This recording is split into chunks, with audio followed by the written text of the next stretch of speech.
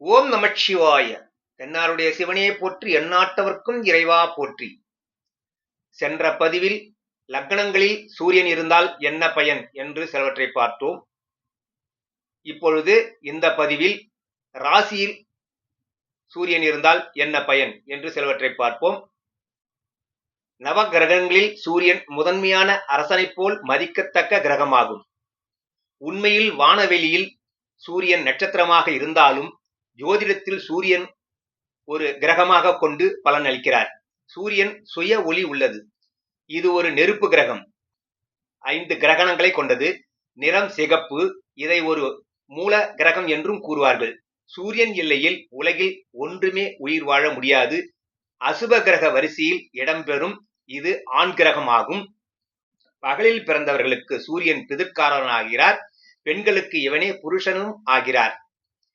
இத்துடன் தைரியம், வெற்றி, அரசாங்க உத்தியோகம், அனுகூலம், உஷ்ணம் மற்றும் பித்த சம்பந்தப்பட்ட வியாதிகள், வலது கண் கிழக்கு திசை பற்றிய விஷயங்களை கூறவும், ஆயுள் சௌக்கியம், வன சஞ்சாரம், மலைகள் மீது திரிதல், பெண் போகம், சித்த சுவாதீனமின்மை, தவம், வைத்திய, ரசவாத வித்தை, குங்குமப்பூ, முள் செடிகள், புல் மரம், ரத்னம், பிதா, யாத்திரை, யானை, கோதுமை, பொன் ஆபரணங்கள், முரட்டு துணிகள், பால், மிளகு, ஒளி, சிரசு பாகத்தில் ஏற்படும் தலைவலி போன்ற வியாதிகள், காய்ச்சல் இவற்றுடன் ஆத்ம காரகனும் ஆவான்.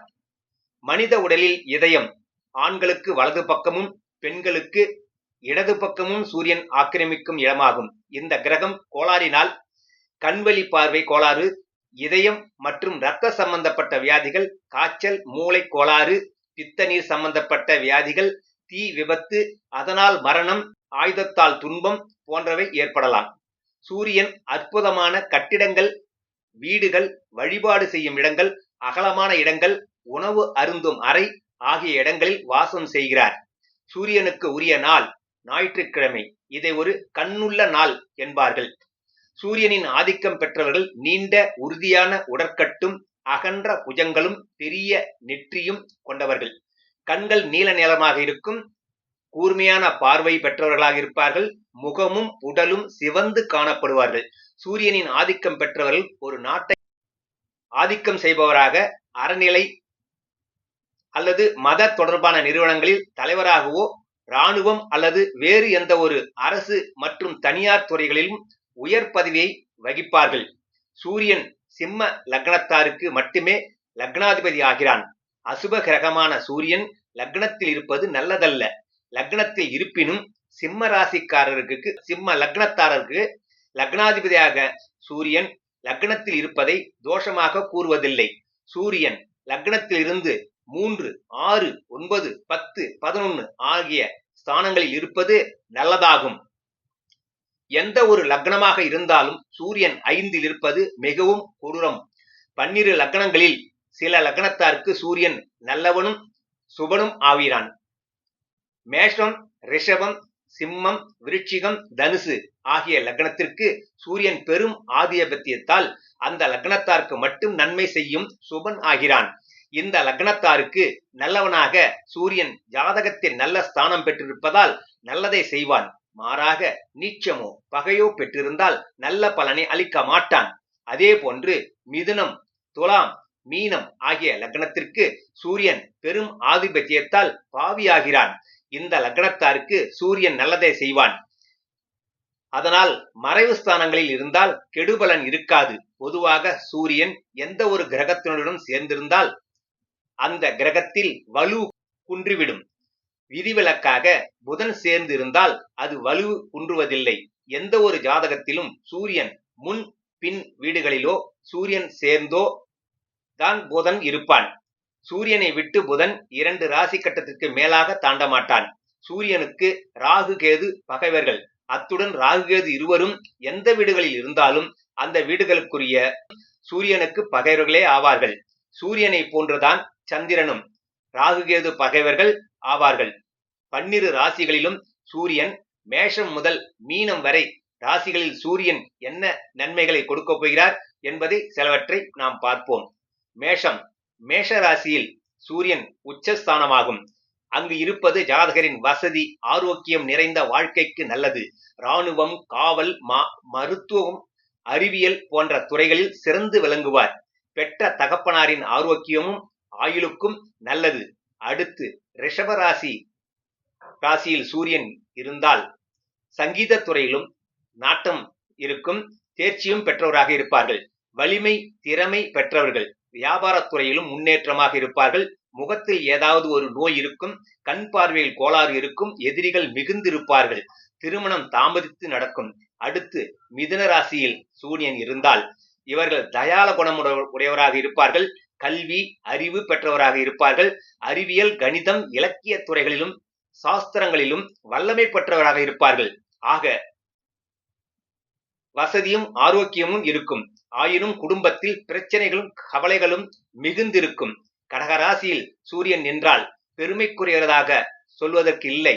சூரியன் ஆட்சி வீடான சிம்மத்திற்கு கடகம் 12ஆம் இடம். இந்த இடம் சிம்மத்திற்கு விரயஸ்தானமாகும்.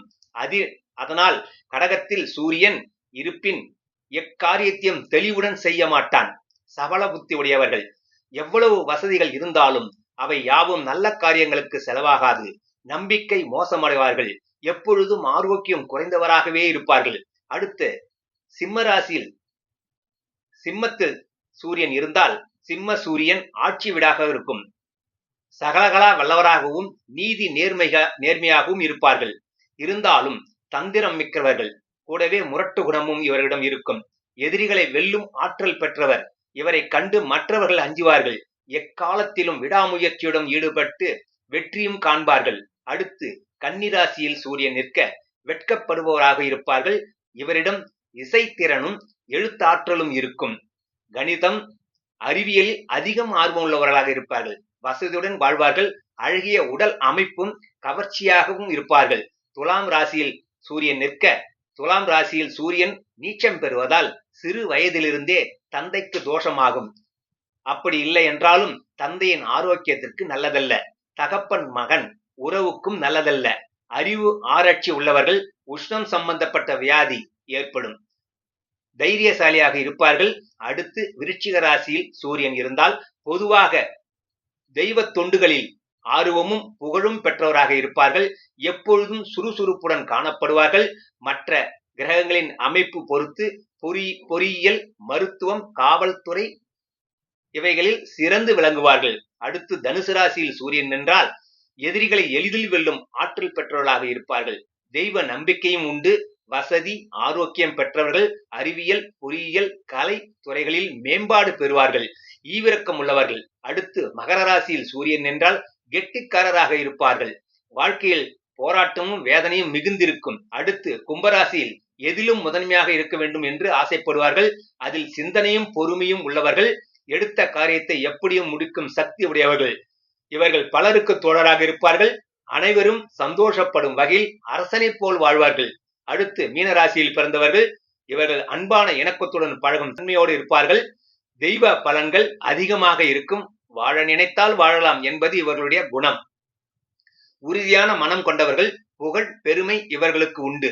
ஆச்சார அனுஷ்டங்களை அறிந்திருந்தாலும் அதை வாழ்க்கையில் கடைபிடிப்பது கடினம். இவர் நல்ல செல்வம், செல்வாக்குடன் வாழ்வார்கள். நண்பர்களே,